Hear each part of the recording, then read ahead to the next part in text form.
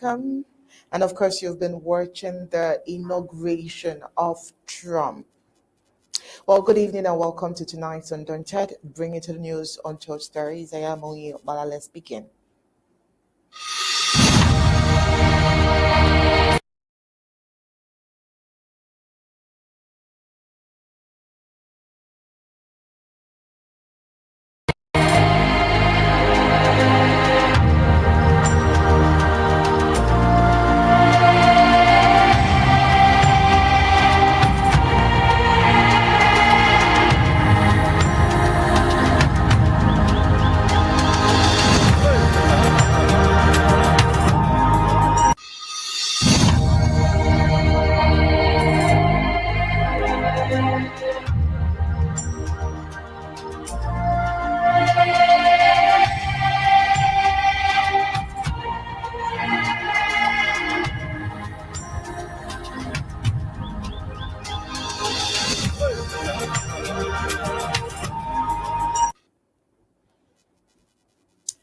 Today in Washington, D.C., there is a new form of laughter because the wait is finally over and Donald Trump's inauguration day is currently in progress. The 47th President of the United States is officially Donald Trump, and this is marking the beginning of a new era in the American politics. The ceremony, which was initially planned to take place outdoors, was moved indoors due to cold weather conditions. As the entire world watches, several high profile guests are currently at the US Capitol to witness the historic event. The guest list is a veritable of who is who of influential figures, including billionaire entrepreneurs, renowned performers, and key politicians. Notable attendees include Elon Musk, Jeff Bezos, and Mark Zuckerberg, who have all been invited and currently attending the ceremony. The international community is also well represented with several world leaders and dignitaries in attendance. Chinese President Xi Jinping has sent Vice President Hang Zheng as his special representatives, while Argentina President Javier Miller and Italian Premier Giorgia Meloni are also attending the event. The UK's Prime Minister Keir Starmer has sent his congratulations to President Trump, highlighting the strong bond between the two nations and their commitment to working together on global challenges. Despite the excitement surrounding the event, some Democratic lawmakers have opted to skip the ceremony. However, outgoing President Joe Biden and former President Bill Clinton, George W. Bush, and Barack Obama are currently attending the event, demonstrating their commitment to the democratic process and the peaceful transfer of power. As the word gathered, there have been some concerns about their attendance and the numbers. But however, the atmosphere is electric, with thousands of supporters and spectators eager to catch a glimpse of the new president. The inauguration ceremony is expected to feature a range of performances and speeches, including the address of President Trump himself. The world awaits with bated breath to see what the future holds for the United States. One thing is certain, today marks the beginning of a new chapter in the American history. With President Trump at the helm, the country is poised for significant changes, and the world will be watching closely to see how his policies and decisions will take impact and take the global landscape. Well, these and more we talk on tonight and Undaunted, but first let's get the prime headlines.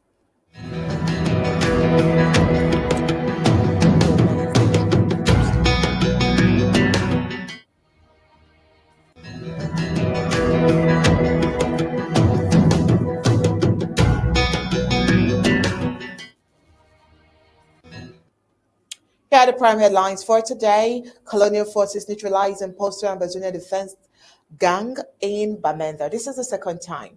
Forces of occupation silenced and acquired by the Ambazonian State Army. Well, they have been later arrested by the colonial regime of La Republic de Cameroon. Well, tonight, a teenager takes own life, sparking concerns over mental health and standards of living in the Cameroons. While in Unsong, Werong leaders held captive by alleged Ambazonian fighters. On the African scene, tragedy unfolds in Ghana's Ashanti region, while Trump has been sworn in as the 47th President of the United States. Now let's go into the full briefings.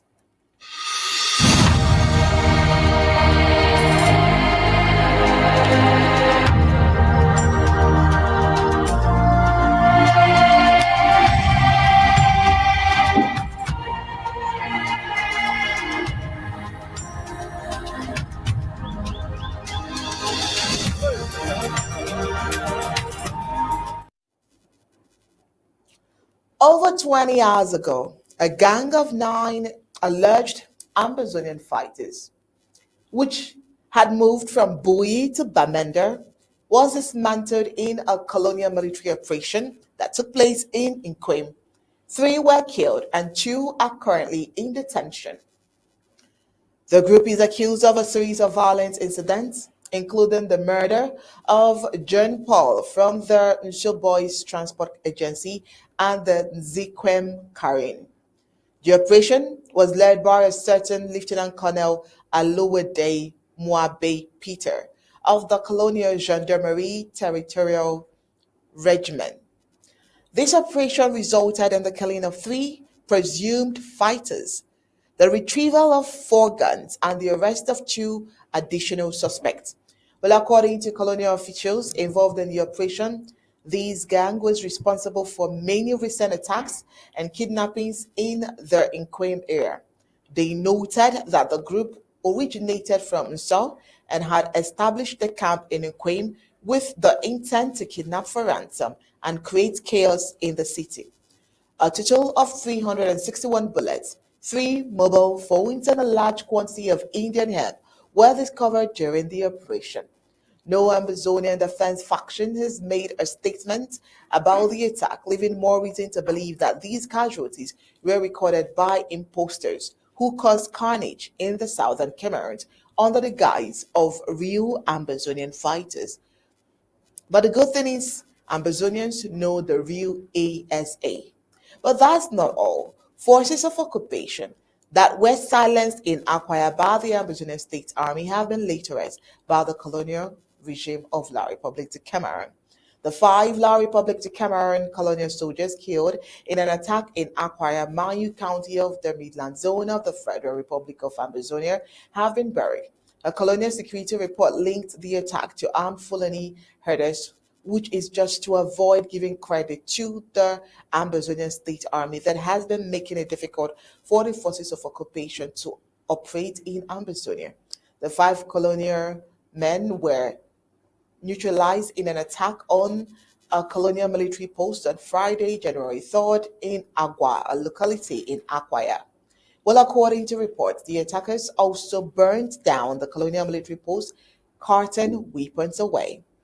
Those neutralized includes the ATM of Bekono, Col Nso Milton, Second Class Obama Andre, and AC Mutter Stephen. Akwaya, where the attack occurred, lies isolated from the rest of the country. It took days for the remains of the colonial soldiers to be carried at an advanced state of decomposition. The airport transport network makes land access only possible through the Federal Republic of Nigeria. The poor road network is a result of the colonial government's resolve not to develop Ambazonia. This enclavement has exposed the vast area to armed attacks from Ambazonian State Army, who have maintained control over the zone. Their men were buried on the 17th of January. Still talking about tragedy in Ambazonia, this one struck in Mbwada, where a teenager has taken her own life. A devastating incident has shaken the community of Conster, a locality in Bamisingu, Mbwada subdivision in the southern Cameroons, where a 16-year-old student allegedly took her own life. The lifeless body of Ngwekne Zonchu, a student of GHS Consta, was discovered in the early hours of Sunday, January 19, leaving family, friends, and authorities in shock. Well, according to reports, Ngwegene is believed to have consumed a toxic substance, taking her own life voluntarily. The reasons behind her actions are still unknown, and competent authorities have launched an investigation to uncover the circumstances surrounding her death. These tragic incidents sparked concerns over the standard of living in the Cameroons, where even the poor are struggling to find happiness, unlike some countries where the poor have learned to appreciate the little they have. Cameroonians are facing unprecedented level of poverty, unemployment, and desperation. The lack of access to basic necessities, coupled with rising cost of living, has taken a toll on the mental health of citizens, particularly the youths. The incident has also highlighted the need for physiotherapists, personnel, and centers in all cities in the Cameroons to address the growing rate of depression among citizens. But is that even a concern for the colonial La Republic de Cameroon, where mental health experts have long warned that the country's neglect of mental health services has led to a surge in depression, anxiety, and numerous suicidal tendencies amongst young people. Well, it's heartbreaking to see a young life cut short in such a tragic manner. Who wished to remain anonymous? Well, that was a statement by a resident who wished to remain anonymous. Well, we need to wake up as society and address the root causes of depression and mental issues amongst young people. Aside that, parents need to also stand by and ensure that the young people who cry out for help are given the help and also take responsibility to provide them with the support they need. But even the parents needs the mental physiotherapy as well.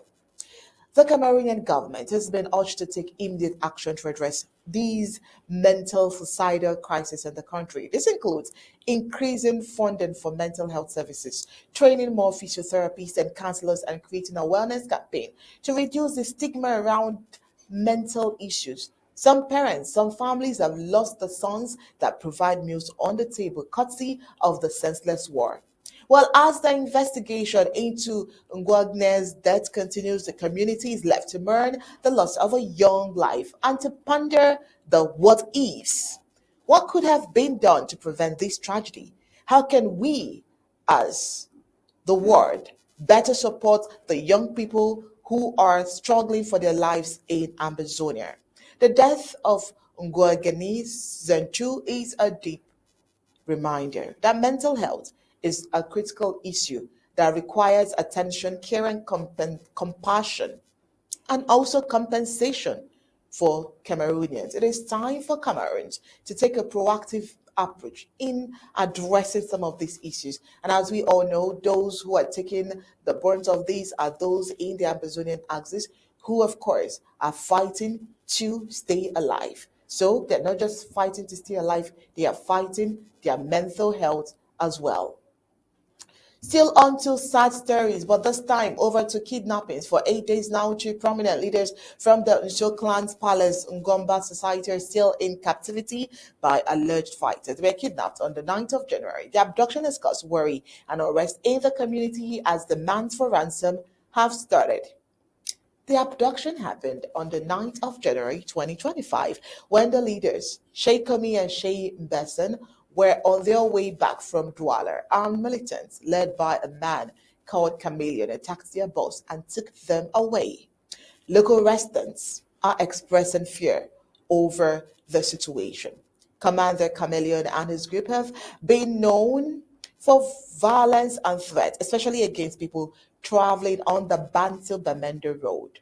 Because of this, it is alleged that transport workers are thinking about going on strike to protest the dangers they face. A driver who asked to remain anonymous expresses fears, saying that the risk of being kidnapped or extorted has made it very unsafe for everyone.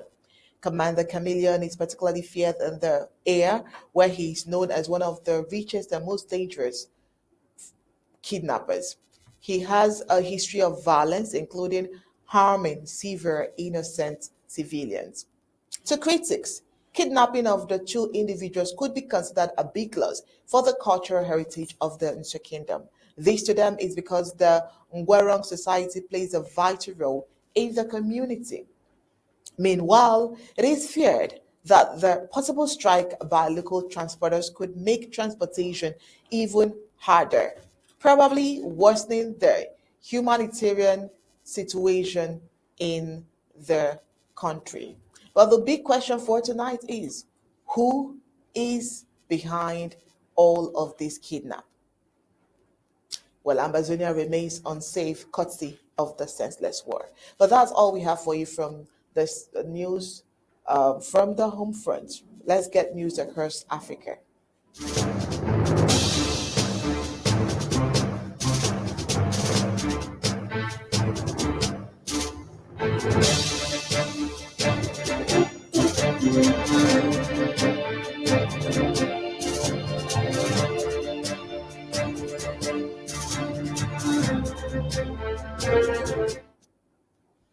All right, let's get. There has been a lot happening across Africa. The World Bank just released a new report on the global economy and is predicting a tough slog ahead of developing economies, even as the global economy stabilizes. Meanwhile, the United Nations is calling for a strong multilateral system to tackle all of the issues happening. Well, not just all of the issues, the global issues like peace, security, climate, and human issues that are happening.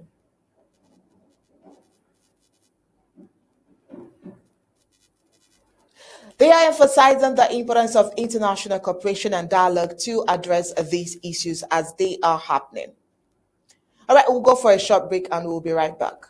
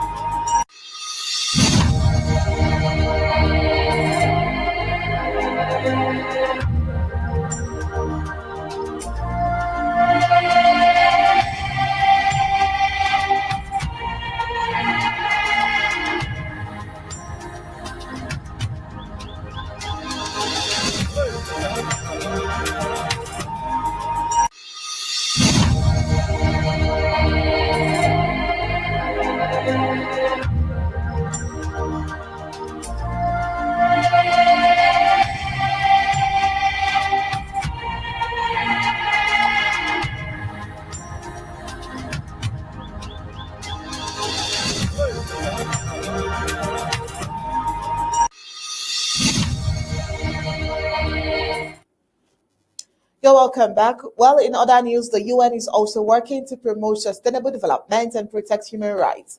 They've got a range of initiatives on the way, from providing humanitarian aid to supporting economic development and empowering women. For example, the UN Food and Agriculture Organization is helping farmers in Bangladesh process and sell jackfruits, not just jackfruits, but its products, which is not only providing and improving their livelihood, but also promoting sustainable agriculture. On the other hand, the World Bank is also doing some great work in this area with projects like their One Country, One Priority Product Initiative, which is helping countries develop and promote their unique products and services. And the UN's development program is using artificial intelligence and the digitalization to support crisis response and recovery efforts, which is nearly and really innovative and exciting.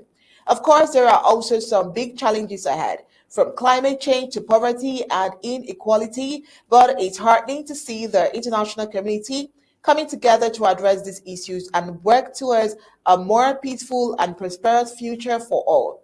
The UN Sustainable Development Goals are a great example of this, with 17 goals that aim to transform the world by 2030.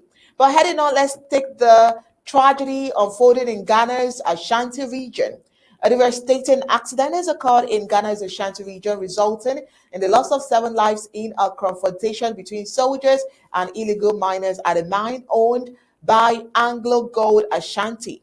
The military claims that approximately 16 miners, armed with pump-action guns and homemade weapons, forced their way into the site and exchanged fire with soldiers, which led to the deadly response. However, a representative from the Ghana National Association of Small-Scale Miners denies that the miners were armed, raising serious questions about the events that transpired. The incident allegedly occurred when the miners breached the mine security fence and opened fire on the military patrol, prompting the soldiers to respond with force.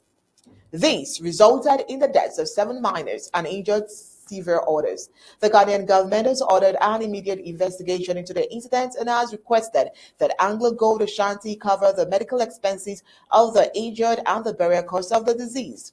The news of the killings has sparked chaos in the nearby town of Obuasi, where protesters have set company vehicles and equipment ablaze. The situation is tense and the outcome is uncertain. The Ghanaian president has described the event as tragic and has called for calm, but it is clear that there is a lot of anger and frustration in the community.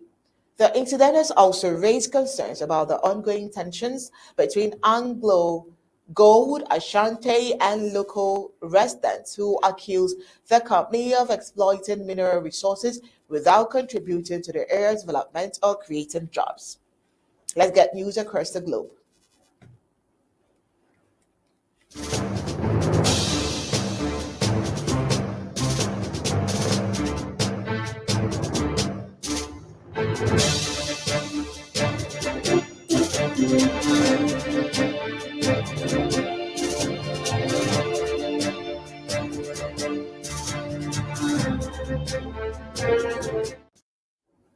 Well, Donald Trump has been sworn in as the 47th U.S. president, marking his return to the White House after 8 years.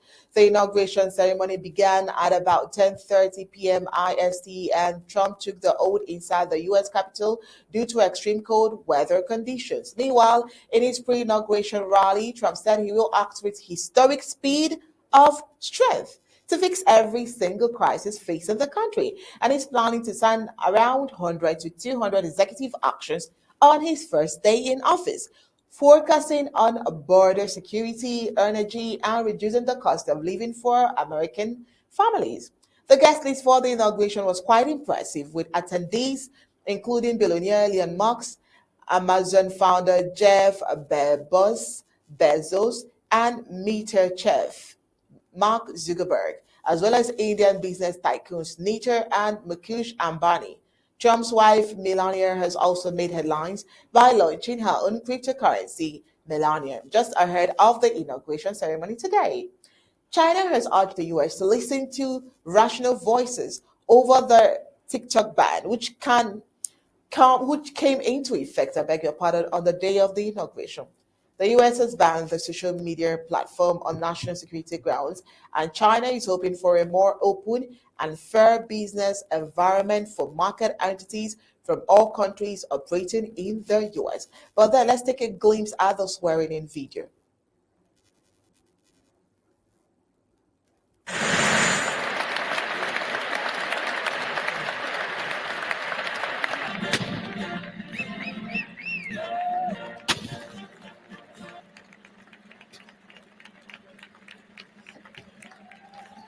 The golden age of America begins right now.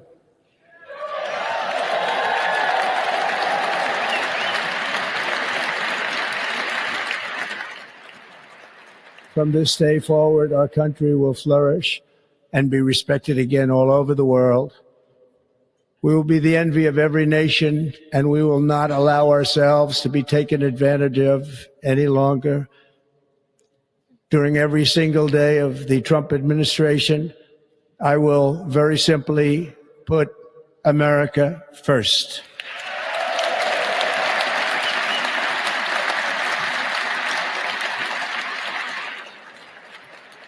Our sovereignty will be reclaimed. Our safety will be restored. The scales of justice will be rebalanced. The vicious, violent, and unfair weaponization of the Justice Department and our government will end.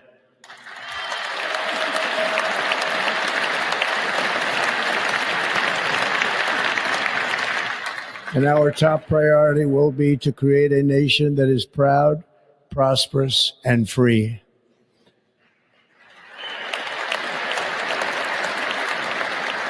America will soon be greater, stronger, and far more exceptional than ever before. I return to the presidency confident and optimistic that we are at the start of a thrilling new era of national success. A tide of change is sweeping the country. Sunlight is pouring over the entire world, and America has the chance to seize this opportunity like never before. But first, we must be honest about the challenges we face. While they are plentiful, they will be annihilated by this great momentum. Oh, well, tech billionaires, cabinet nominees, and former president were at the ceremony in the rotunda of the U.S. Capitol, which was moved indoors for the first time in decades due to the bitter cold. Oh, well. Trump is set to declare a national emergency at the U.S.-Mexico border, along with a host of other executive actions to be announced later today. But for now, let's just digest the fact that the 47th president has been inaugurated and a whole lot of things might change. What is the goal for Ambazonians? What should Ambazonians be looking out for here? Will the Trump administration benefit Ambazonians? Will Ambazonians get a fair treatment in the U.S.? Well, all of these we will find out in the coming days. And this is why we're recording on tonight's Undaunted. But before we go, let's take a look at the major highlights.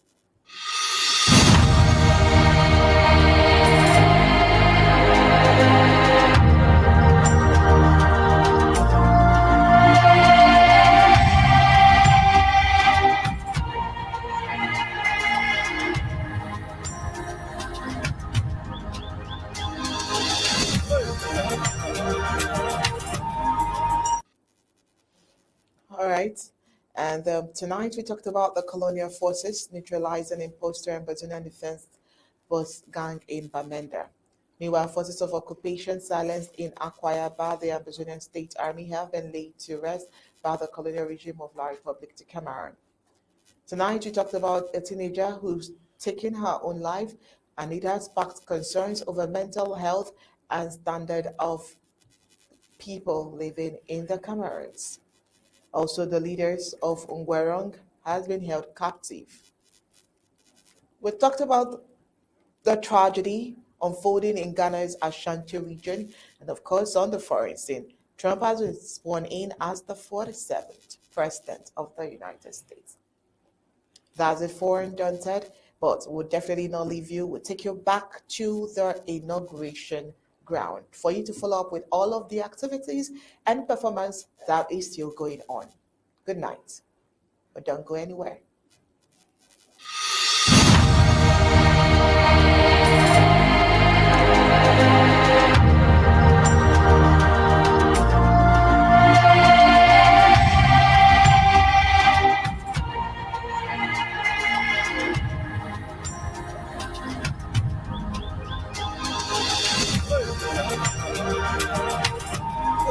Most time they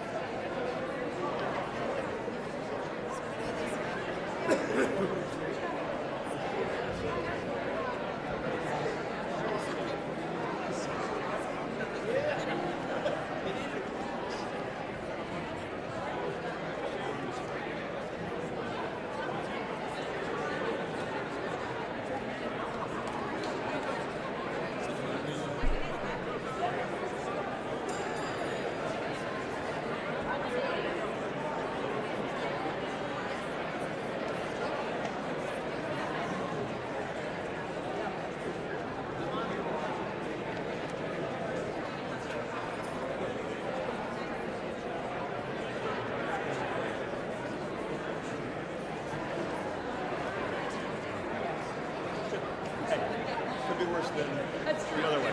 Right.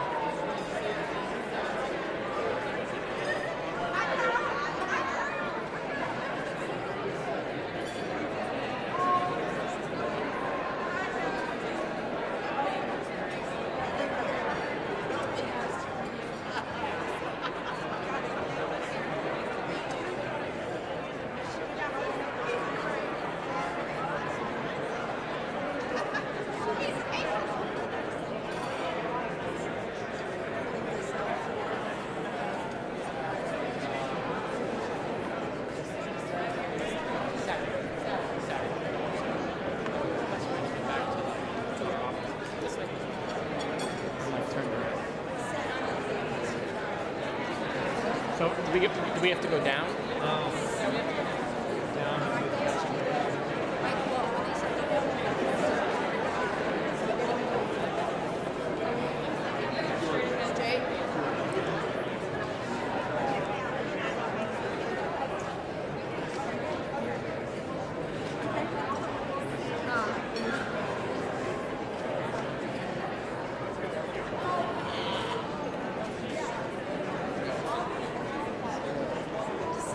Step to the governor's mansion, and then 1600 Pennsylvania.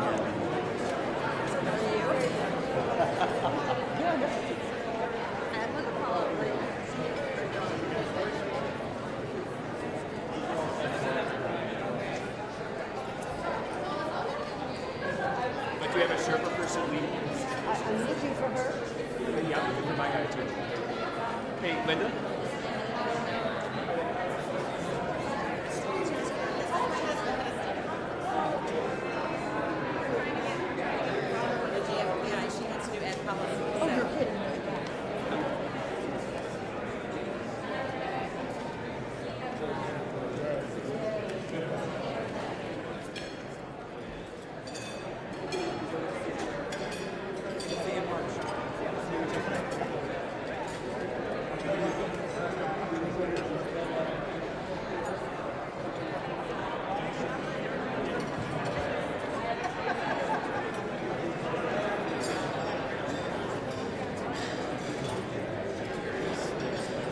To the Village Hotel, and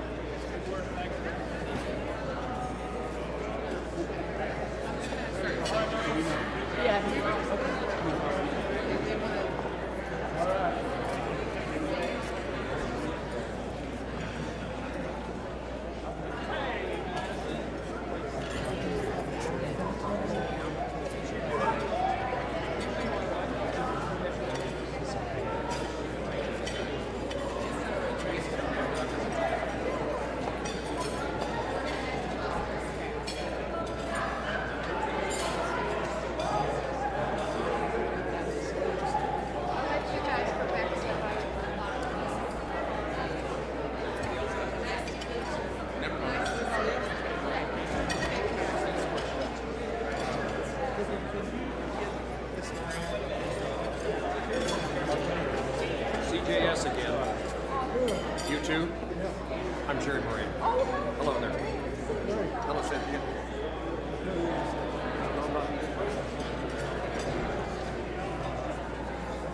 Same spot.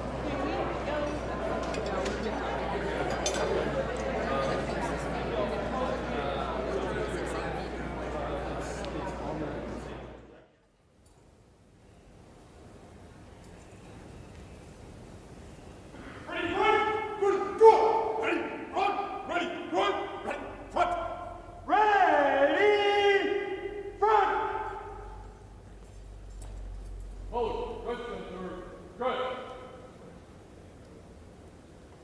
Officers, just center. Just! Hold, ready, front. Officers, ready, front. Ceremonial. Ceremonial. At ease. Hold, stand at ease.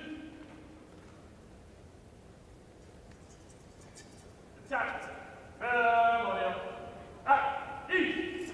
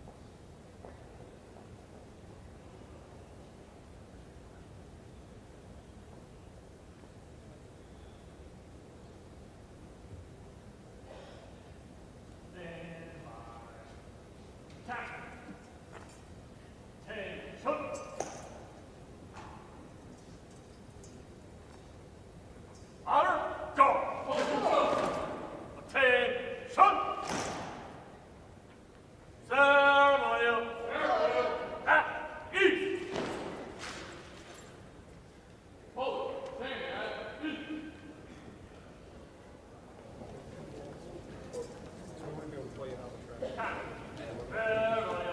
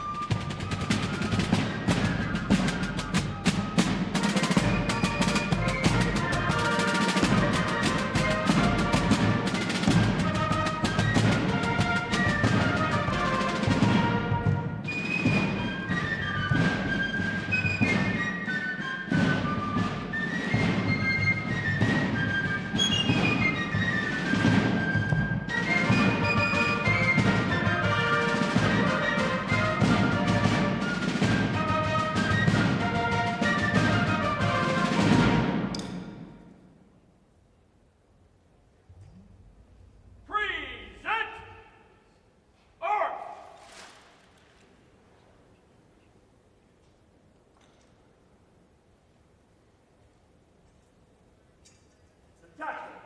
Present. Art.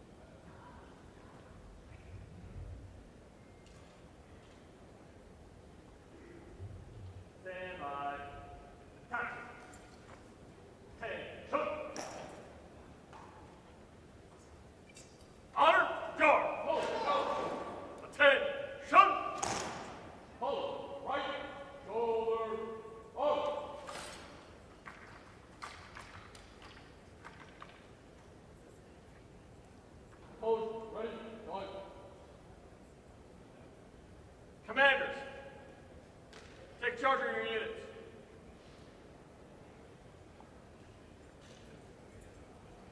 Right. Back.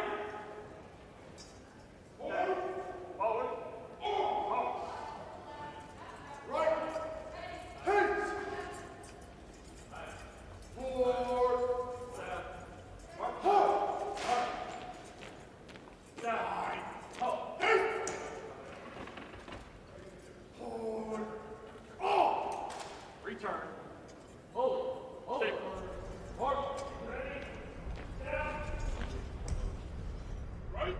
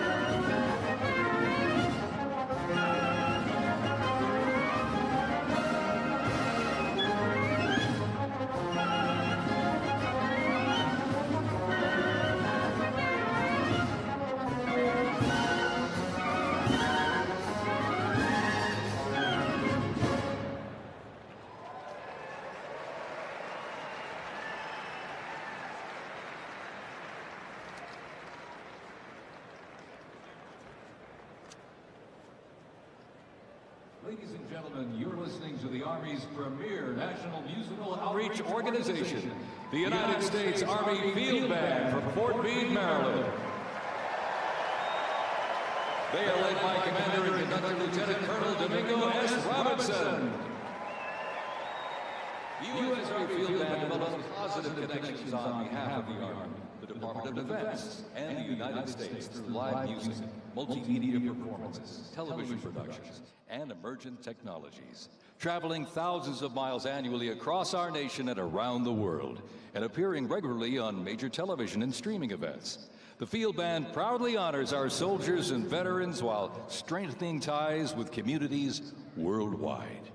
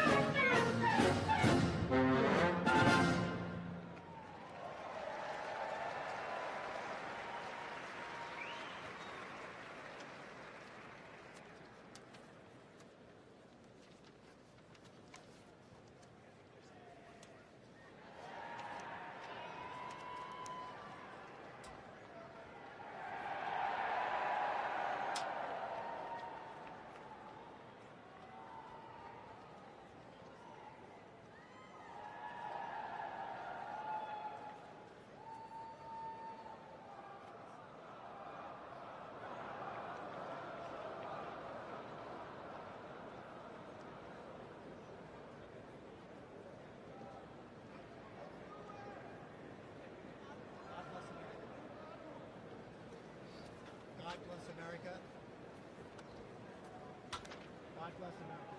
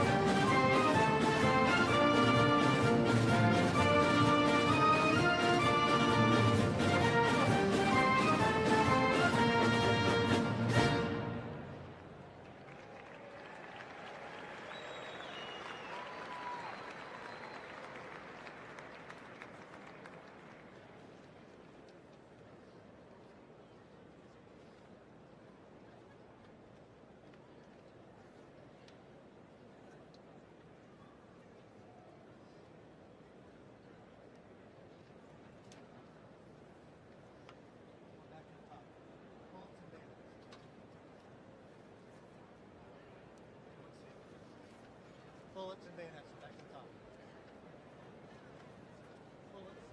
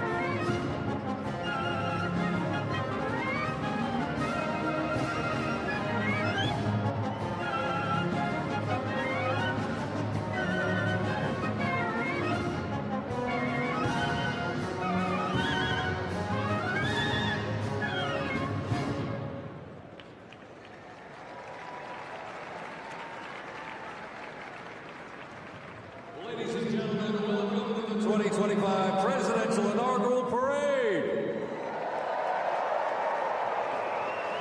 My name is Dan Taylor, and I'm very honored to be requested by our president to be your parade announcer. And it's great to be here with you. I have to say it is a bit of a different format for a parade, but of course our president wanted to keep us safe, wanted to keep us warm. And I can tell you something, the talent that's going to be going through these doors into this arena, it is going to get hot in here tonight. So thank you for joining us as we celebrate this historic occasion on behalf of the Trump-Vance Presidential Inaugural Committee. The ceremony's about to begin. We're going to get things underway, so if you're with family and friends, been talking in the halls or whatever, get down to your seats, grab a snack. We're going to get the show on the road.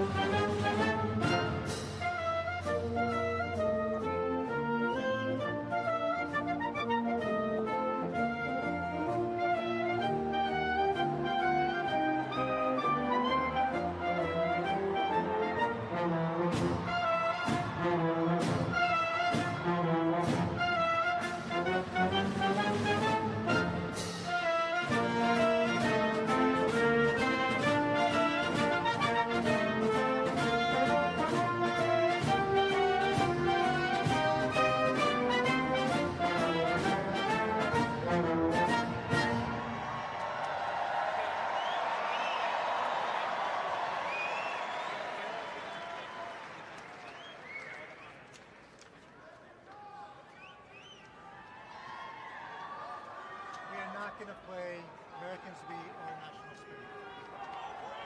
No Americans we or national spirit. Next up is honors.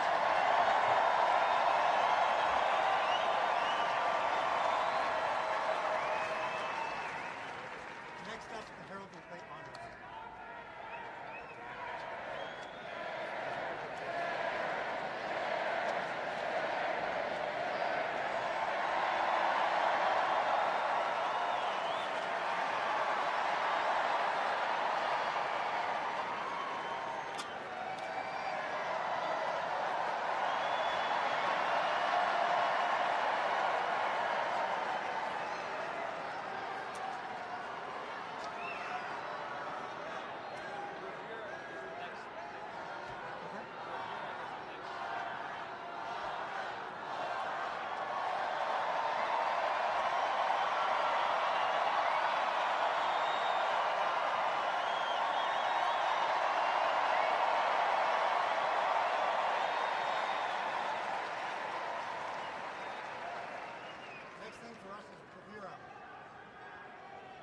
Next thing for us is bravura.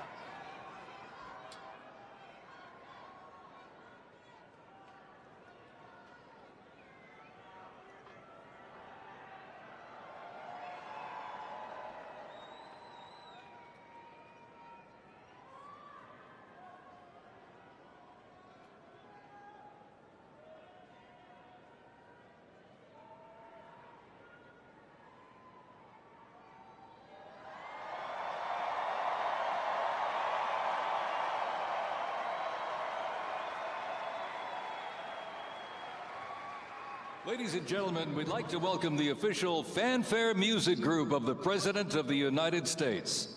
Under the direction of Major Aaron Morris, the U.S. Army Band Herald Trumpets performing their fanfare that's actually written for the 47th President of the United States. Listen to this, it's amazing. This is Brass and Glory.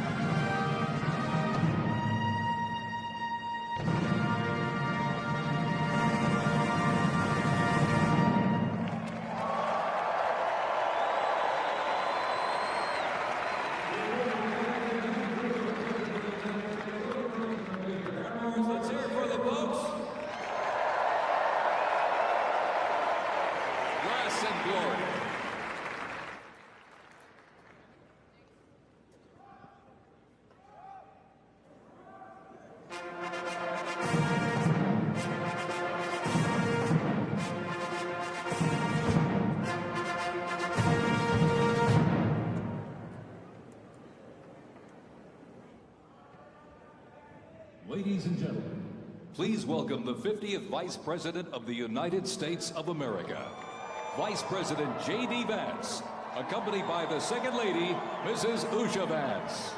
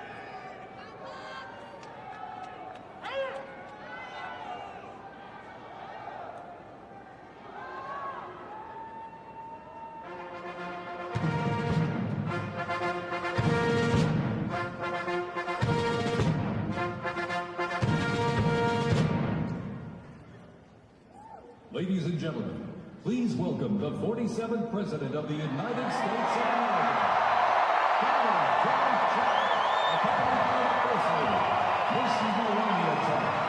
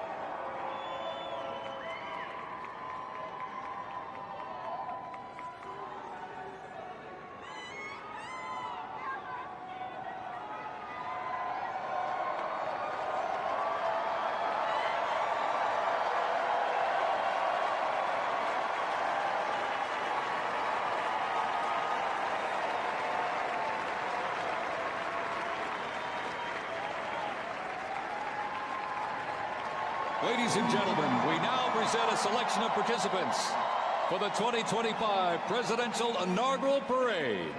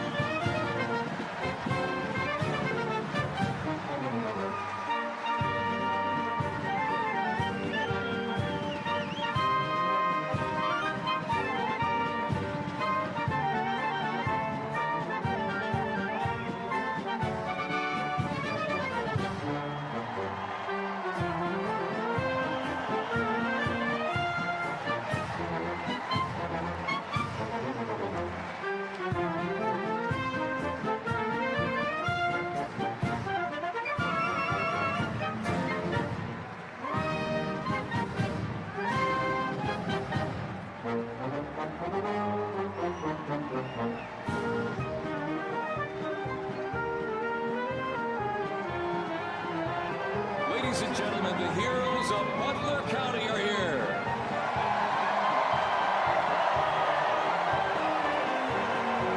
And they are here to pay homage to the life, selfless community service, and sacrifice of Corey Comparatori. Mr. Comparatori, a 10-year U.S. Army Reserve veteran and past fire chief to the Buffalo Township Volunteer Fire Company, who died during the assassination attempt on the life of President Trump in Butler, Pennsylvania, July 13th, 2024. Their formation consists of Pennsylvania State Police, local police, county sheriffs, emergency services unit, EMS, 911 radio dispatch, and hospital personnel, who all heroically stepped into action during the horrific attack. They are also paying tribute to the courageous service of first responders nationwide.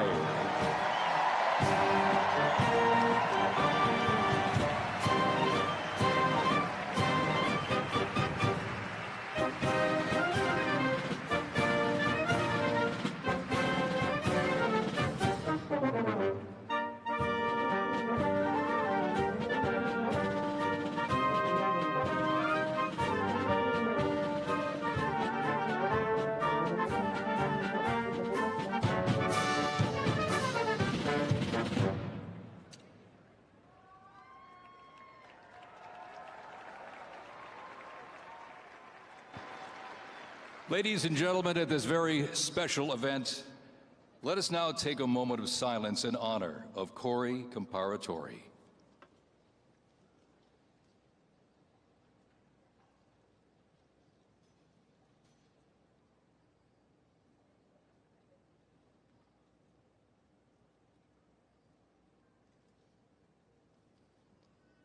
Thank you very much, ladies and gentlemen.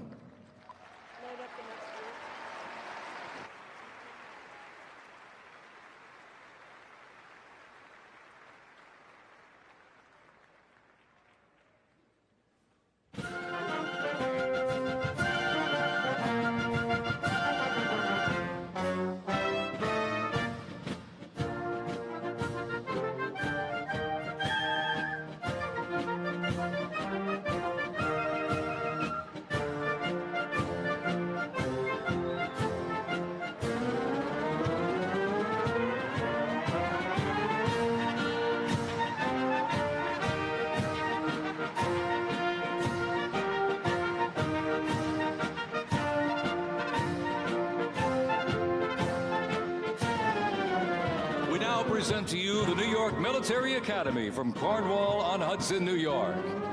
New York Military Academy stands out due to its unique connection to the president himself.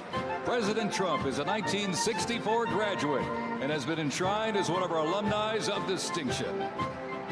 This historic academy has been named a Junior Reserve Officer Training Corps, that's JROTC, and are marching with their cadet dress uniforms. Look at these, all modeled after post-World War I General Blackjack Pershing's gray uniform.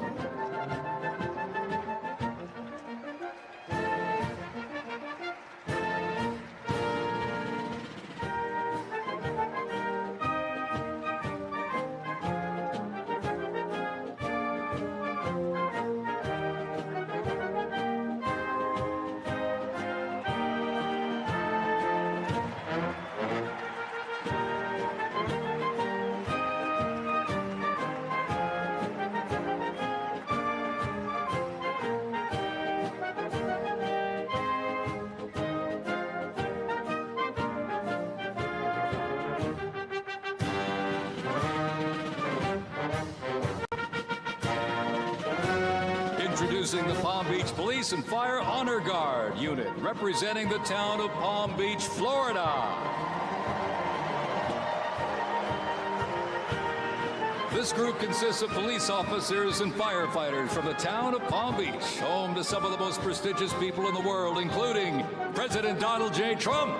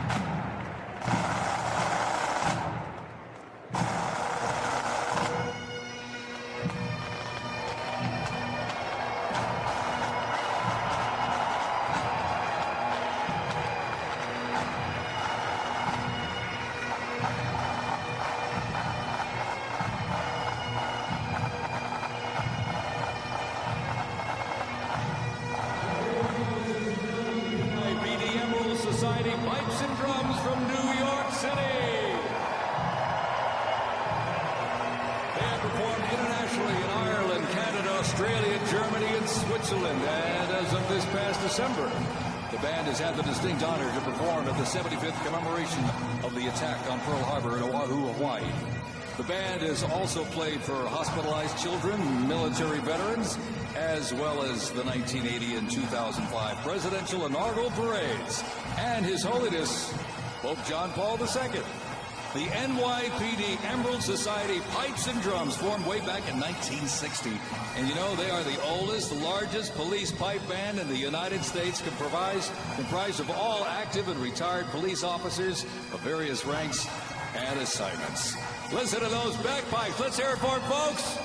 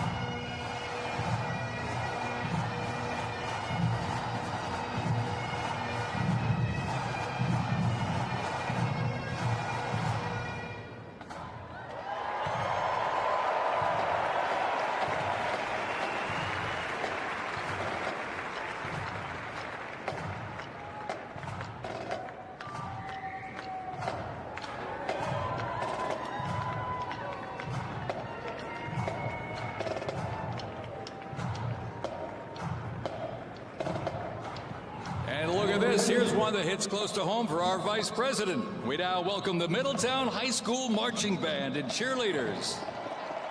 They're traveling all the way from Middletown, Ohio to proudly represent their school, our nation, and outstanding alumni, including our new Vice President of the United States, J.D. Vance.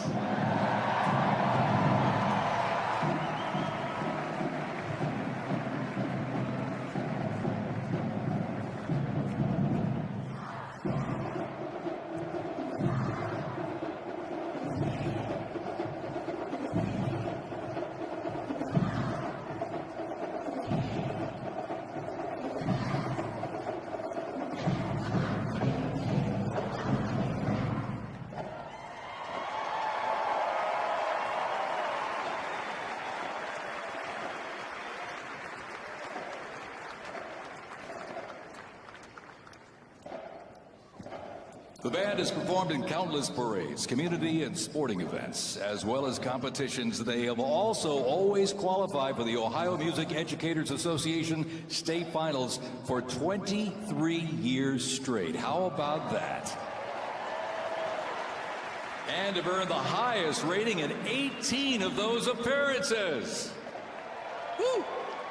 And today they performed America's Sweet Land of Liberty.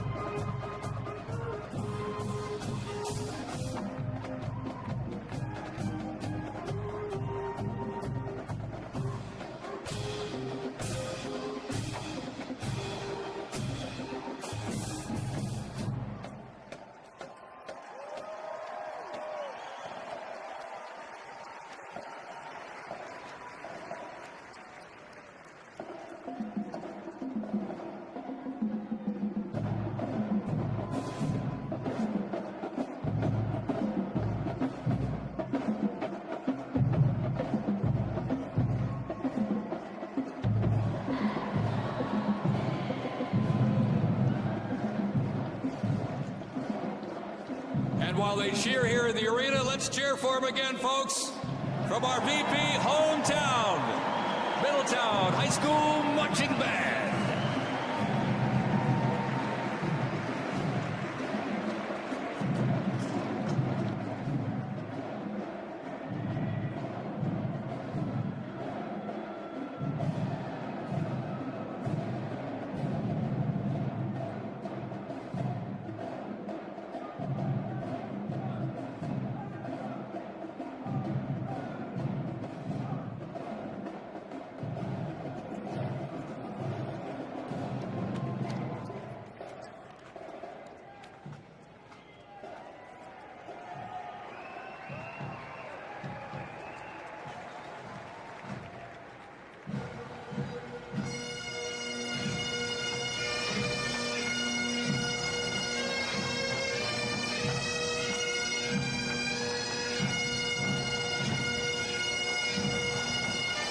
Ladies and gentlemen, entering the arena right now, traveling from Boca Raton, Florida, the Florida Firefighters Pipes and Drums.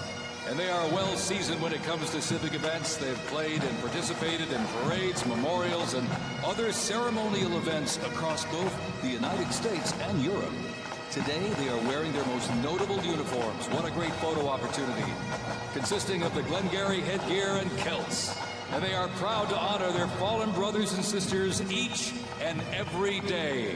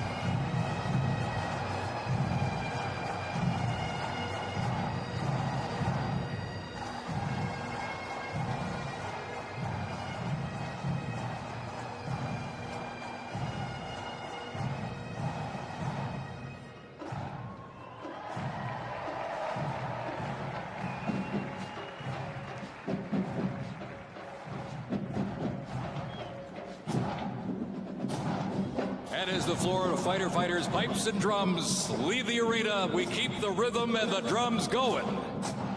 Please welcome the Stewart's Creek High School Marching Band. Traveling all the way from Smyrna, Tennessee, they are proud to represent the volunteer state in the 2025 Presidential Inaugural Parade.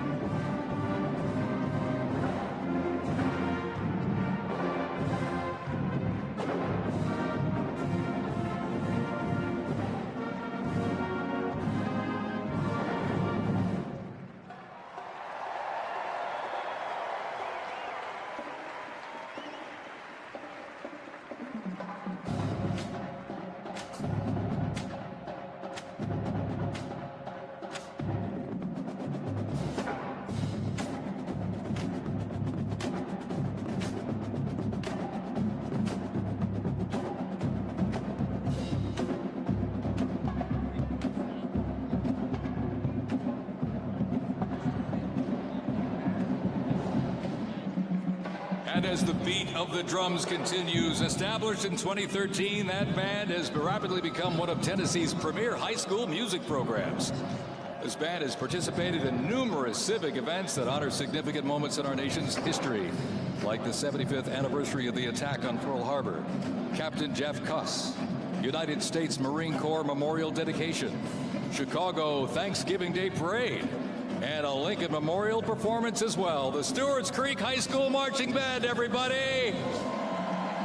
Make them feel welcome here in D.C.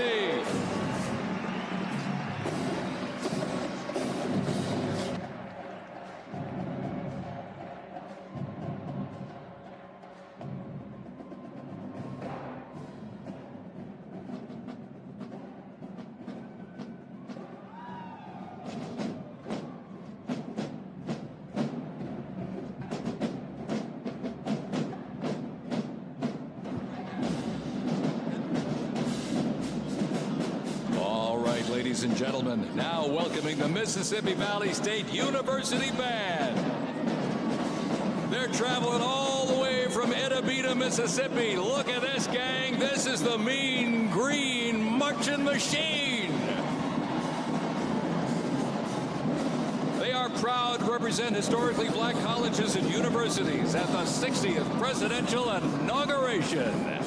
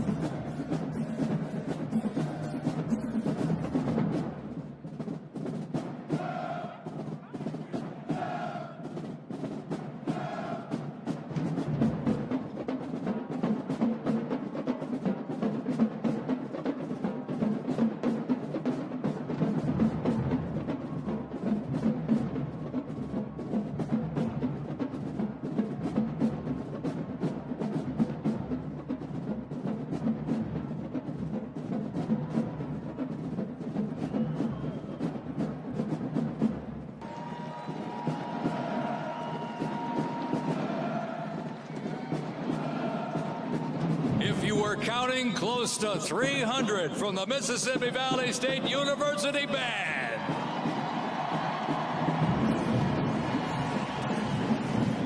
You know, since its founding, the band has consistently played a significant role at their university and across the United States. They have performed for athletic events, Mardi Gras parades, Rose Bowl parades, and many, many more. The Mississippi Valley State University Band takes great pride in presenting culturally diverse presentations for students, faculty, and the surrounding Mississippi communities.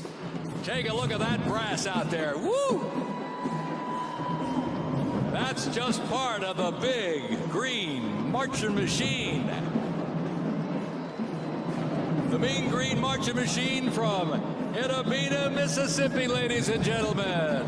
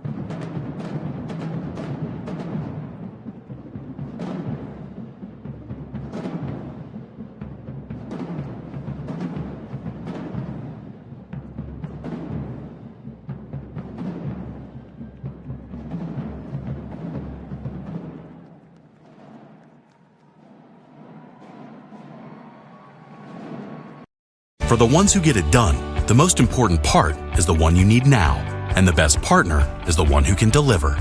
That's why millions of maintenance and repair pros trust Grainger, because we have professional-grade supplies for every industry, even hard-to-find products, and we have same-day pickup and next-day delivery on most orders.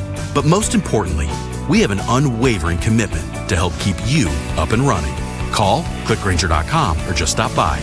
Grainger, for the ones who get it done.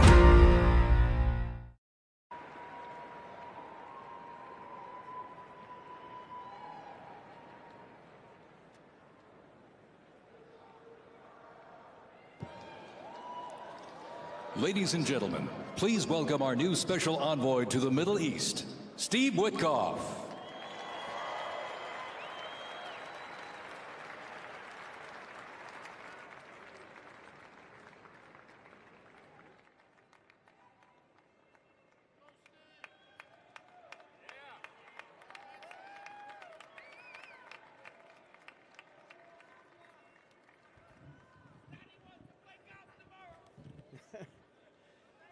Good evening, everybody.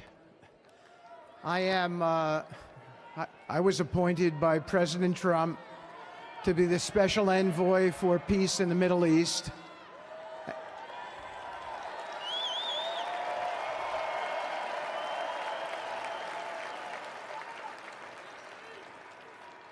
And I'd like to describe to you some of the things we're doing and how it informs on President Trump's policies. First of all, it is an honor to stand before you today as I reflect on the enormity of the role that President Trump has tasked me with.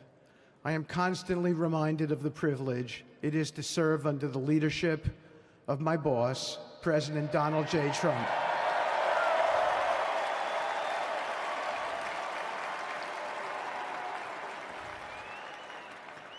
His presidency has provided a clear, bold vision for the Middle East, and it is this vision that guides every step I take in the mission.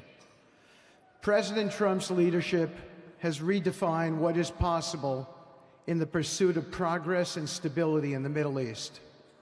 His decisive, pragmatic approach ensures that even the most entrenched conflicts are met with fresh perspectives and innovative strategies.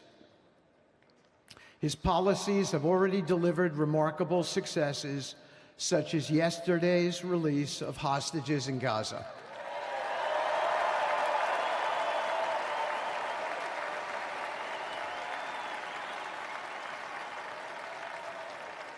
Thank you. This achievement demonstrates the strength of President Trump's leadership and the respect he commands on the global stage. It is yet another example of his ability to deliver results in the most complex and challenging situations.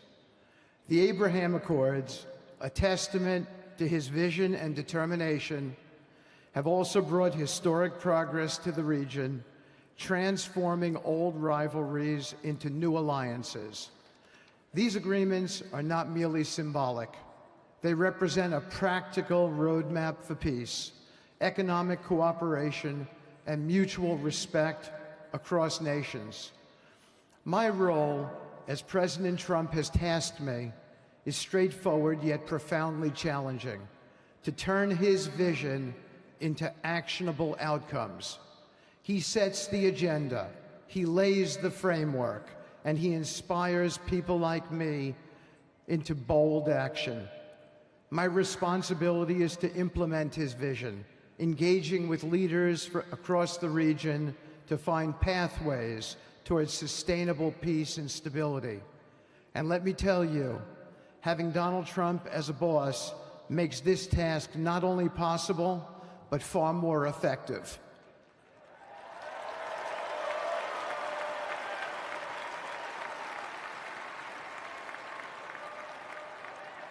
President Trump's reputation as a leader who delivers results resonates far beyond Washington. Leaders in the Middle East know he means what he says. His ability to cut through bureaucratic gridlock and focus on tangible results is the game changer. It allows me to approach delicate negotiations with the confidence that the full weight of the United States is behind me. The principles President Trump has laid out for our approach to the Middle East and foreign policy in general are fourfold, and they are clear. 1, respect for sovereignty. Every nation deserves the right to determine its own destiny, free from the interference of external powers. 2, economic prosperity as a bridge to stability. Through economic partnerships and investment, we can build a foundation for cooperation that transcends historical grievances. 3, courageous diplomacy. Real progress requires difficult conversations and bold decisions, and it is through these that trust is built and maintained. And finally, 4, reciprocity and accountability. The United States requires reciprocal actions from our partners. We are done carrying the financial burden for nations that are unwilling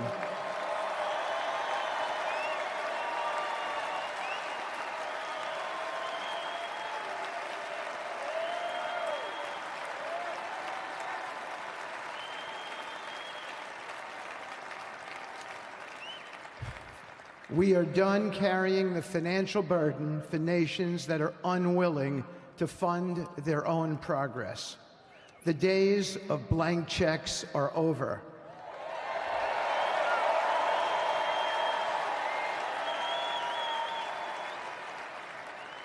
Partnerships under President Trump's leadership must be equitable, and contributions must reflect shared commitments to our goals. In my work, I've seen firsthand how these principles resonate. They provide a foundation that transcends politics and speaks to the shared humanity of all people in a region. Leaders across the Middle East recognized that this Trump administration is serious about results, not symbolic gestures, but real, meaningful progress that improves lives. Thank you.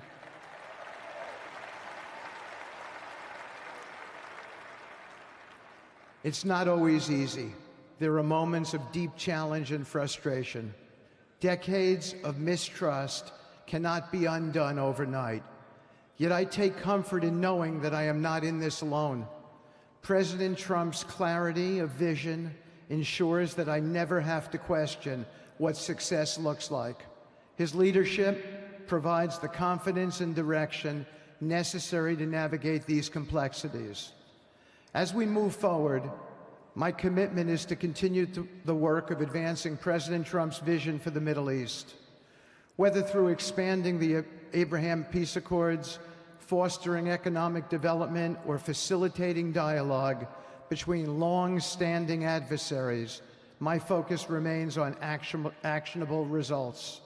Let me close by saying this: a stable and prosperous Middle East is not an unattainable dream. It is a goal within our reach, made possible by strong leadership and unwavering commitment. Under President Trump's guidance, we are proving that the impossible can become reality.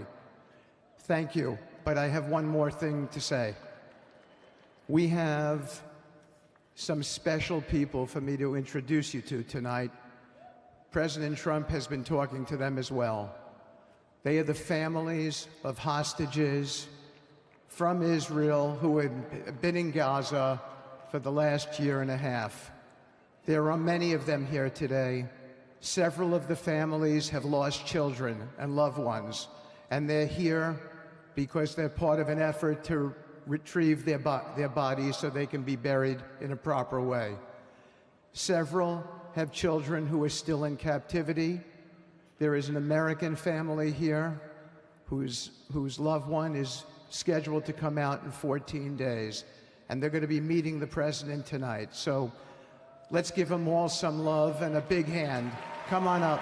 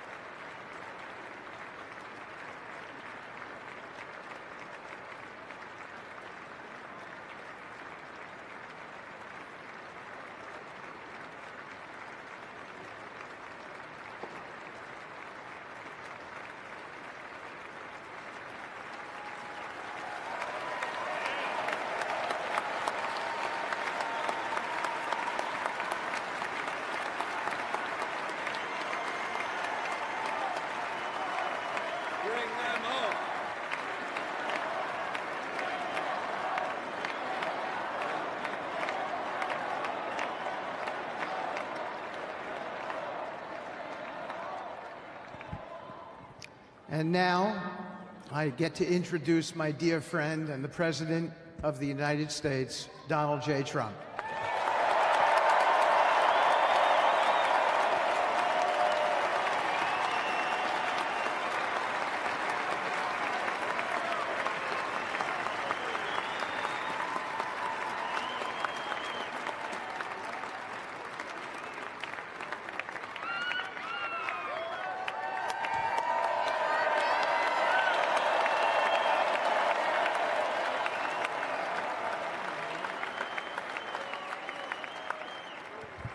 Thank you very much, everybody. Appreciate it. Thank you.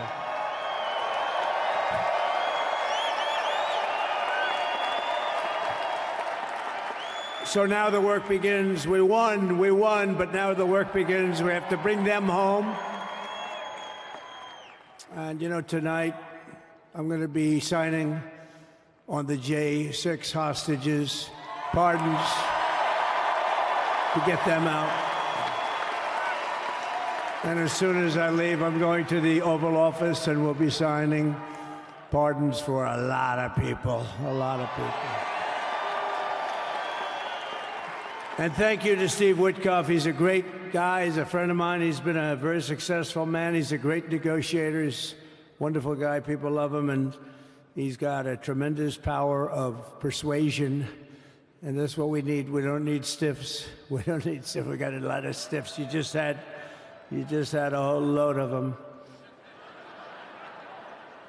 And to the former hostages with us today, welcome. And welcome home. Some of the folks are former hostages. Not a good situation. The three young ladies that came home yesterday, you saw that. More coming home every day now. They're coming home. But they were hurt. They were hurt. They were hurt. One had her head blown off, fingers on her hand, and her hand indeed was blown off. She was trying to defend herself from a bullet being fired. Do you believe this? A bullet knocked off her hand. I don't know. You look at it, it's a disgrace. We never stopped praying for you, and we're so glad that you're reunited with your friends and families, and God bless you all. And some of them are just saying, no, my son is gone. But please just bring home his body, right, Steve? Many of you have told me that your son is gone, but bring home his body. It should have never happened. 3 years, it's ridiculous. Should have never happened. Wouldn't have happened. I also want to express my tremendous gratitude to the hundreds of thousands of proud American patriots who came from all across the country to join us in this celebration. It's a celebration of a big win.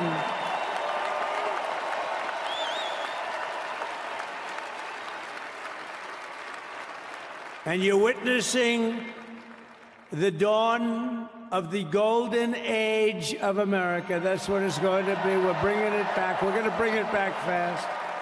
We're going to bring it back fast. Let us also thank the incredible service members, National Guardsmen, police, Secret Service, and law enforcement personnel who are keeping us all safe, even though, and they are great people. New York's finest. I grew up with New York's finest, and we got to give them their authority back. You won't have any crime. There'll be no crime. You give them little authority back. The whole way they run things in this country now, it's disgraceful. But it's going to change rapidly. We're going to make our cities safe again, too. Even though we're indoors, we've had a magnificent inaugural parade. And let's give a big round of applause. They were great. To all of the incredible performers and hardworking men and women who made it possible. Those people, really talented, amazing people. I also want to thank my wonderful family for being here, especially my beautiful wife, our First Lady, Melania.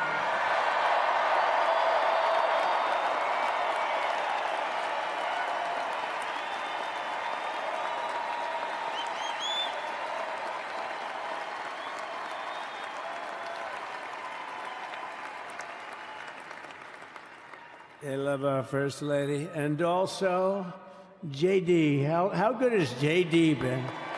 And his beautiful wife, Usha. How good is JB? JD has been great. He's another good negotiator, Steve. He's a great negotiator, too. We need negotiators in this country. But so many of the people on the stage behind, not only family members, as an example, Lara Trump, the wife of Eric. She was the head of the Republican Party, along with my friend Michael. Stand up, the two of you. What a job. What a job they did. They worked so hard. They knew there'd be rigging, but they said, we're going to make it too big to rig, and we did. We made it too big to rig. We won every swing state by a lot. We won the popular vote by millions and millions of votes. We won the whole ball of wax.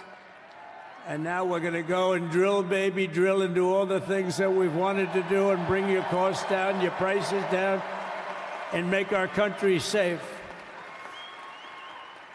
So thank you very much, Michael. Thank you very much. What a job you've done, Michael. I'm never moving you, you know.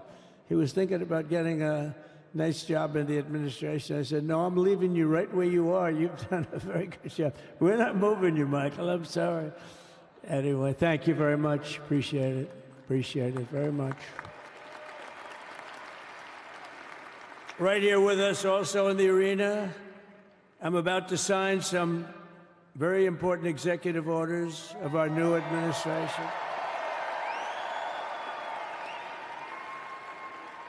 Hey, Don, will you stand up, please? Don is another one. How about Don? This guy.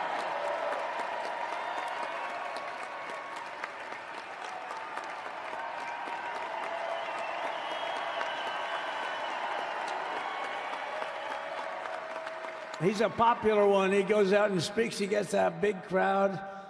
He's a little on the rough side sometimes, but that's what you want.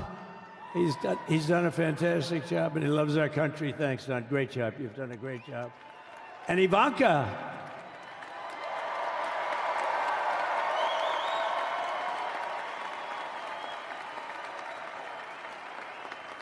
And you know, Jared negotiated the Abraham Accords, which are the biggest deal made in the Middle East in many, many years, and it's really something. Jared, stand up, Jared. The Abraham Accords.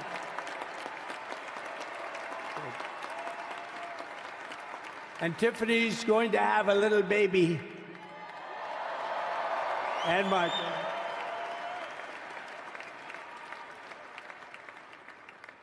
And then I have a very tall son named Barron. Has anyone ever heard of him?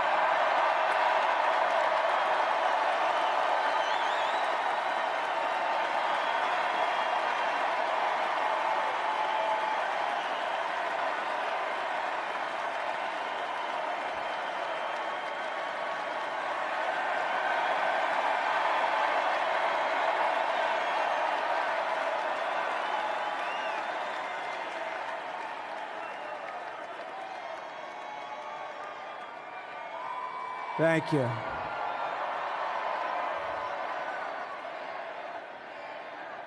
He knew the youth vote. You know, we won the youth vote by 36 points. And he was saying, Dad, you got to go out and do this one and that one. And we did a lot of them. And he respects them all. He understood them very well. And he said, Dad, you got to go out, do Joe Rogan, do all these guys. And we did. We did. And Joe Rogan was great. They were all great, right? Aaron, they were all good. He understood the market. Another famous one, how about Kai? Stand up, Kai.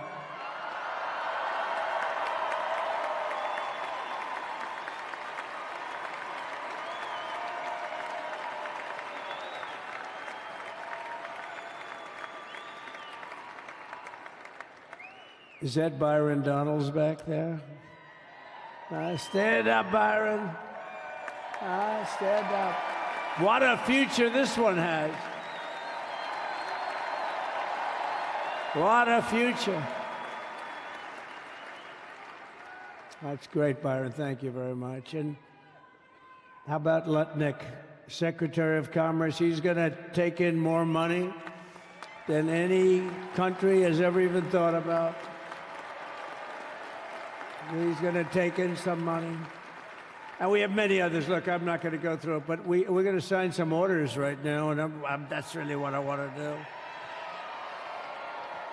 So we're going to sign executive orders. First, I'll revoke nearly 80 destructive and radical executive actions of the previous administration, one of the worst administrations in history. Maybe not one of them, the worst. Anybody that would allow millions of people to pour through our borders from jails, prisons, mental institutions, insane asylums, gang members to be taken off the streets of Venezuela and deposited in our country, and many, not just Venezuela. You know, crime in Venezuela is down 74% because they took their criminals and gave them to us through an open border policy of the previous administration.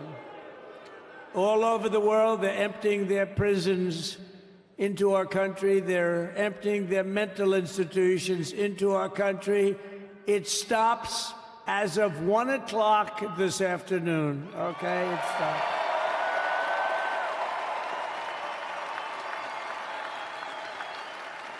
So I'm revoking nearly 80 destructive, radical executive actions of the previous administration. They'll all be null and void within about, what, 5 minutes? Is that them over there? 5 minutes?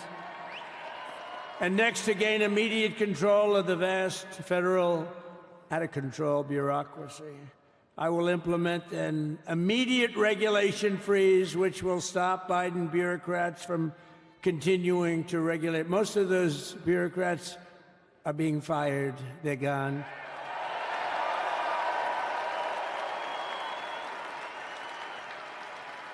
Should be all of them, but some sneak through, but we have to live with a couple, I guess. I'll also issue a temporary hiring freeze to ensure that we're only hiring competent people who are faithful to the American public, and we will pause the hiring of any new IRS agents. We will also require that federal workers must return to the office in person. And we're going to take the 88,000 people that they hired to go after you with guns. By the way, they're allowed to use guns and harass you like they were so many other people. Remember this. Okay, remember? Do you remember a little statement about tips? Does anybody remember that little statement? I think we won Nevada because of that statement. But they went out and harassed you over the tips. In other words, we are restoring control of our government to the people. We're going to take those 88,000. Let's see if they'd like to work on the border, because that's where we want them, really.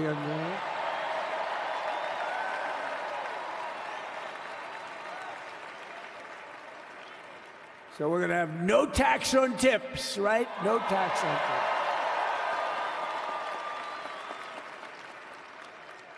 And we may have, like the Speaker of the House, is he here? He's done such a good job. Is Mike here? He's around here someplace. I saw him just a little while ago. Hello, fellas. Look at you guys. Yeah, I know it. He's great. He's doing great.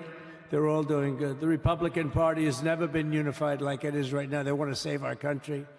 And we're going to more than save it. We're going to make it greater than it's ever been before by a lot. Next, I'm going to sign a presidential memorandum directing every member of my cabinet to marshal every power at their disposal to defeat inflation and rapidly bring down the cost of daily life, because your costs have gone through the roof in the last 4 years. Perhaps you didn't notice. Does anyone notice their costs are like double, triple, quadruple? You can't buy bacon. Apples have doubled in price. You want an apple, anybody? Pay twice what you did 2 years ago. We'll put more money in your pocket, and we'll bring back the American dream and to reduce energy costs and liberate our economy. So we have more oil and gas than any country in the world, and we're going to use it. We're not going to do the wind thing. Wind. Big, ugly windmills, they ruin your neighborhood. They ruin you. If you have a house that's near a windmill, guess what? Your house is worth less than half. And did you see up in New England with the whales? You see what's happening? So they had 2 whales killed in about 14 years. Last year and the year before, total, they had 28. So if you're into whales, you don't want windmills either. and they're the most expensive form of energy that you can have by far. And they're all made in China, by the way, practically all of them. And they kill your birds and they ruin your beautiful landscapes. But other than that, I think they're quite good, right? Now, remember when we used to joke and kid when we were kidding, but we don't kid anymore? They want to watch the debates on television. They want to watch your favorite president on television. But the wind isn't blowing, so we can't watch television that night, Gladys. Remember? Gladys, I'm sorry, the wind is just not blowing. We're not watching Trump tonight. But I'm immediately withdrawing from the unfair, one-sided Paris Climate Accord ripoff. The United States will not sabotage our own industries while China pollutes with impunity. You know, China, I mean, look, they use a lot of dirty energy, but they produce a lot of energy. And when that stuff goes up in the air, you know, it doesn't stay there. It's not like you got a wall. We love walls, don't we? Not like you have a wall around and it doesn't. It floats into the United States of America after 3.5 to 5.5 days. It floats across the oceans and it comes right over your neighborhood and it falls into your neighborhood. So they all say, we have to fight for cleaner air, but the other dirty air is dropping all over us. So what the hell are they talking about? Unless everybody does it, it just doesn't work. You know, we had the cleanest air and the cleanest water that this country's ever had under the Trump administration, and we didn't do anything to stop jobs and stop production. Believe me, you're going to see a lot of companies come pouring back because tariffs. I always say tariffs is the most beautiful word to me in the dictionary. Then I was reprimanded by the fake news. They said, what about love, religion, and God? I said, I agree.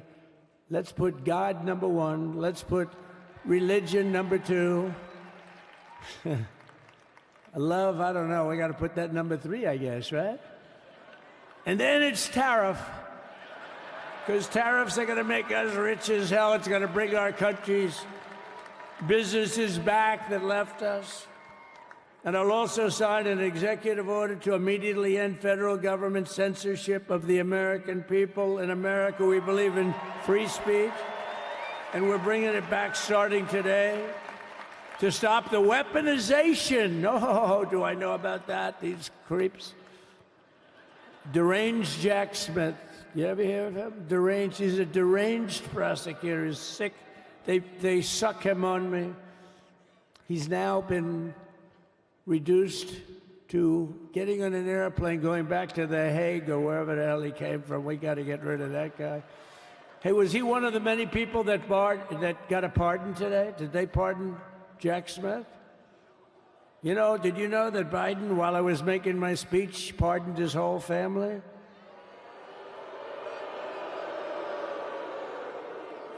The brother, the whole deal was pardoned. Can you imagine that?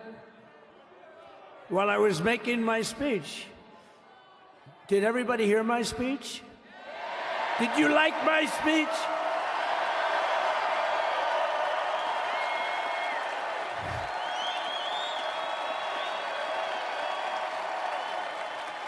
Thank you. I mean, the only thing wrong with it is I had a lot of tough things to say, and I have some great people that work for me. Sir, this is such a great speech. It's so unifying. Don't talk about Biden with his pardons of his family. We want a unified country. They said, don't talk about the J6 hostages that you're going to be releasing today. Sir, don't put that in your speech, please. I said, but I want to put it in my speech. I said, sir, it won't be unified like it is. It's so beautiful the way it is. And it is getting great reviews. You know, if I put things like that in, I'll get terrible reviews. One little paragraph that's a little bit wrong, the fake news goes crazy, right?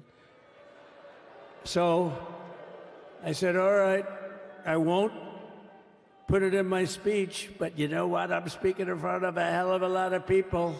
at a place called Capital One Arena, and I'll talk about it there. So we're going to be going over the beautiful Oval Office, one of the great offices in history. Even if it wasn't beautiful, it's the Oval Office, but it is beautiful.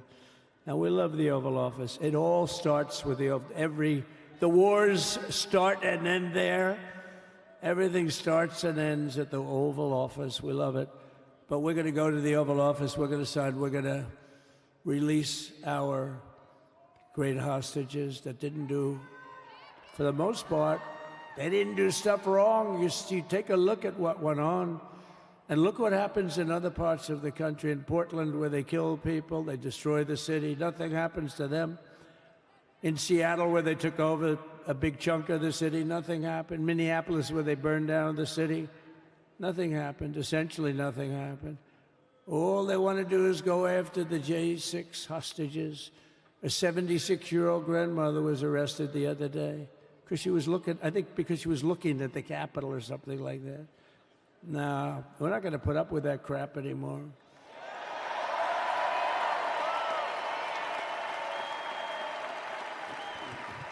And to stop the weaponization of law enforcement, I've been investigated more than any human being in the world.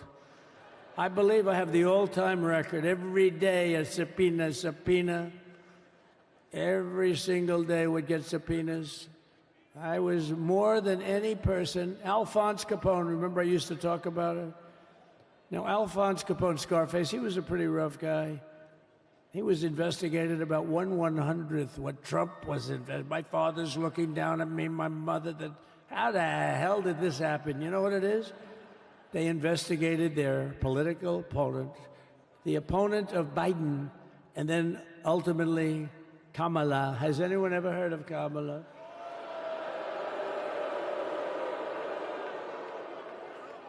We had to beat two opponents, you know? We had to beat Biden, then we beat him. Now he goes on top. The guy was like 39 points down. I think I could have beaten Trump. They should have left me and I would have beaten. No, his debate performance wasn't the best, right? That's what killed him. And then they had to change, and that's like you get into a fight. The great Dana White spoke last night. We love Dana White, right? UFC. That's like he puts in two fighters, one of them's getting creamed, getting really beaten, and they say, all right, take him out, let's put somebody else in to finish up the fight. That's what they did to us. They gave us somebody new, but we took care of both of them. So we beat actually two opponents. But to stop the weaponization of law enforcement and our government, I will also sign an order directing every federal agency to preserve all records pertaining to political persecutions under the last administration, of which there were many, and beginning the process of exposing any and all abuses of power, even though he's pardoned many of these people. Can you believe it? He's pardoned them. You know why he did it while I was speaking? Because that way I couldn't speak about it. I was speaking. I didn't know he did it. I finished my speech, and they said, sir, he pardoned his whole family. I said, ooh, can I go back out there and talk about it? Somehow that wouldn't be very elegant. Our First Lady would say, please don't do that. But we have plenty of time to talk about it, and we will. We're doing all of this on our very first day in office. You know, don't forget, we've been in this position, really, where we won the primaries in record time. We were the fastest win of a primary ever in political history, which is a very nice thing. It's nice to know. Well, the second election was rigged, so we knew we were doing well. And if it wasn't, you know what? If it wasn't, I would have never run. But the third one was just a monster. Boy, was that a big one, huh? That was a big one. On the second one, we got like 10 or 12 million votes more than the first one. How about that? We did great on the first one. We did much better on the second one. But bad did we do well on the third one. So we're gonna have some fun. It's very simple. We're gonna make our country great. We're gonna make our country great again. We're gonna make America great again. How good a name is MAGA, though, right? You know? I was going to say keep America great, but unfortunately it wasn't great. Can't say keep it great. It will be great again, but CAG, keep America great, CAG, I don't think it's ever going to replace MAGA. Does anybody like CAG? I don't think so. It's never replacing MAGA. Nothing will ever replace MAGA. MAGA was the most successful political operation, political movement in the history of our country, maybe in the history of the world. Let's see what happens, because we're not finished yet. We're not finished yet. We got a long way to go. But we're doing this on the very first day in office, and in just a few moments, I'm not only signing the release of the J6 hostages, I'm signing other things that you're going to love. Oh, you're going to be happy reading newspapers tomorrow and the next day and the next day and the next day. So I just want to thank, I mean, look at this place. It's full to the rafters. You don't have any. Look at those people up there. You don't have any empty seats. And by the way, the Capital One owners, they are so good. We got to root for their teams because they have been so great to MAGA, to us. And I just want to thank Ted and everybody. You guys have been fantastic. And the ice hockey team's doing great. Ovechkin's pretty good, right? They're doing great. So I want to thank them, Capital One arena owners. They have been absolutely fantastic. And thank you once again to everyone. And I can only tell you, you're going to be very happy. You're going to watch a lot of good things happen. We got to stop some wars that are happening and going on. Some stupid things are happening. The war with Ukraine would have never happened, and it has. As you know, Israel would have never been hit on October 7th, and none of you would be up here. None of you would even know anything about this tragedy that you're going through right now. But Iran was broke. Anybody that bought oil from Iran, they couldn't do any business with us. You're not going to do business with America. China passed. Everybody passed. They were broke. They didn't have money for Hamas. They didn't have money for Hezbollah. And your sons would be alive, and they certainly wouldn't be incarcerated like they are. It's a shame, but we're getting a lot of people out in a short period of time. So I'm going to go right over to here, and I'm going to sign in front of you. Is that okay? Good.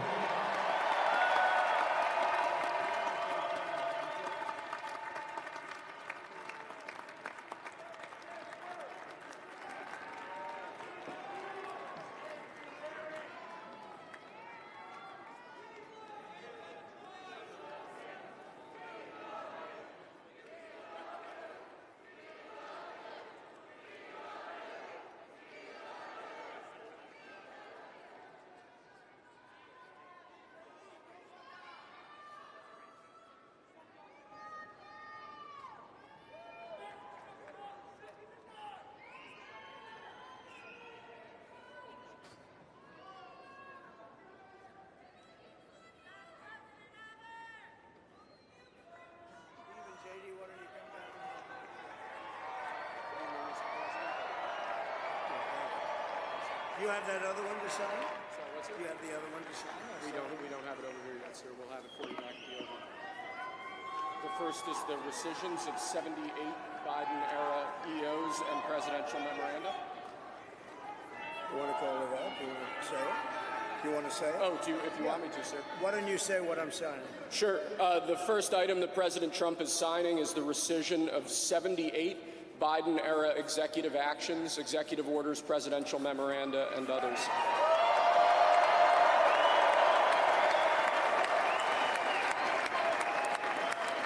Thank you, sir.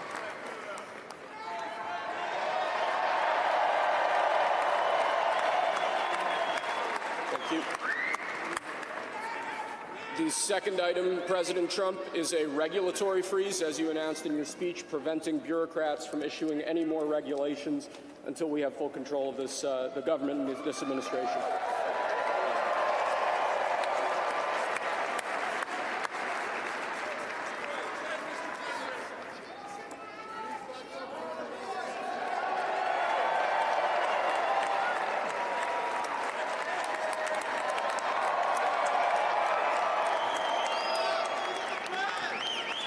Thank you, sir.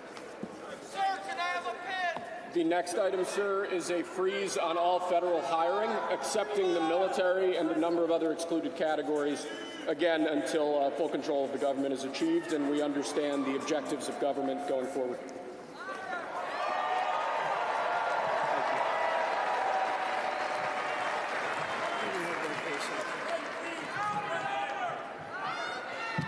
Could you imagine Biden doing this? I don't think so. I don't think so.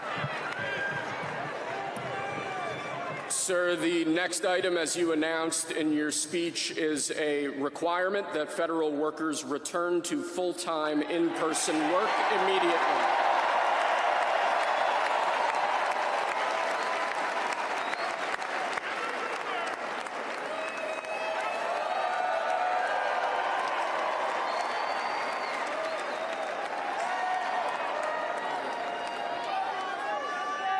Thank you, sir.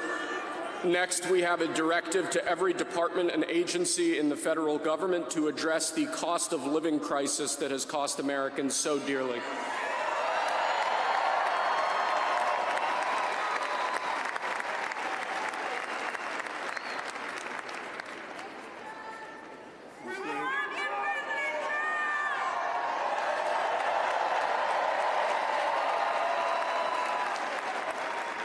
Thank you, sir. The next item here is the withdrawal from the Paris Climate Treaty.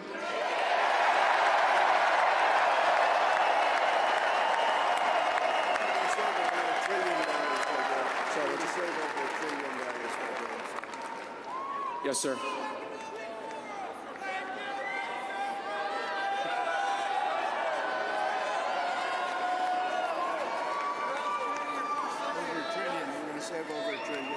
We're going to save over $1 trillion by withdrawing from that treaty.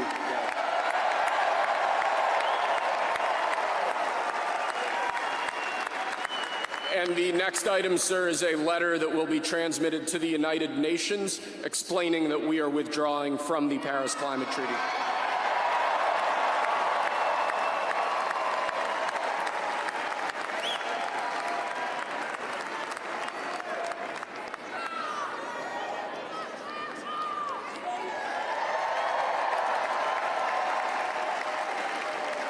Thank you, sir. This next item is a directive to the federal government ordering the restoration of freedom of speech and preventing government censorship of free speech going forward.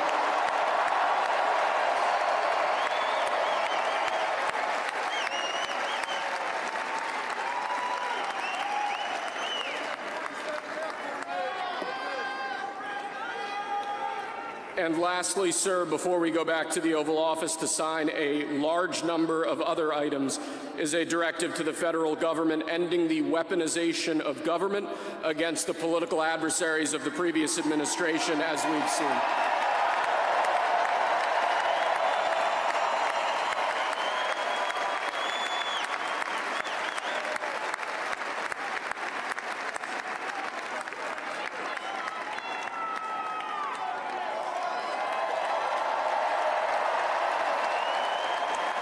Thank you very much, sir.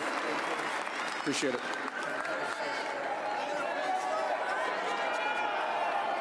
Pretty fun job.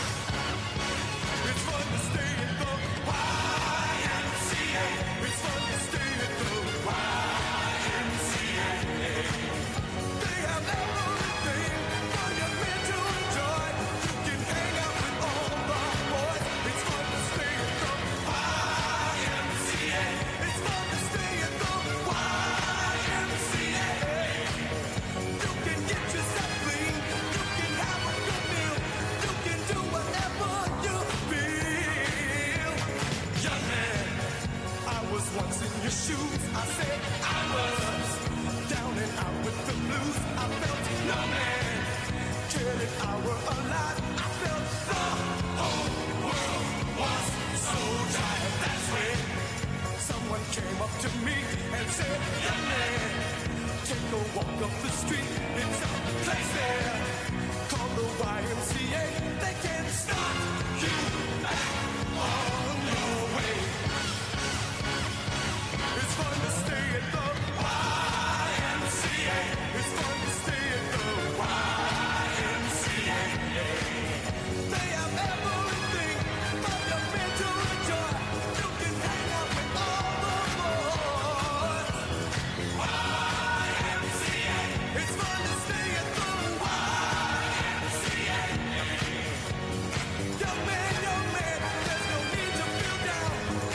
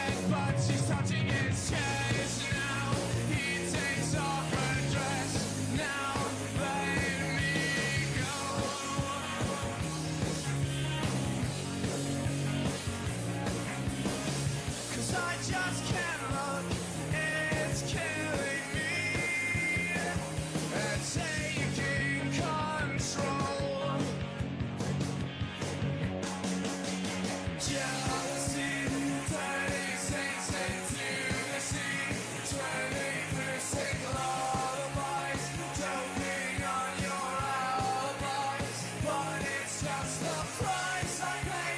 Destiny is calling me. Open up my eager eyes, 'cause I miss the bright side.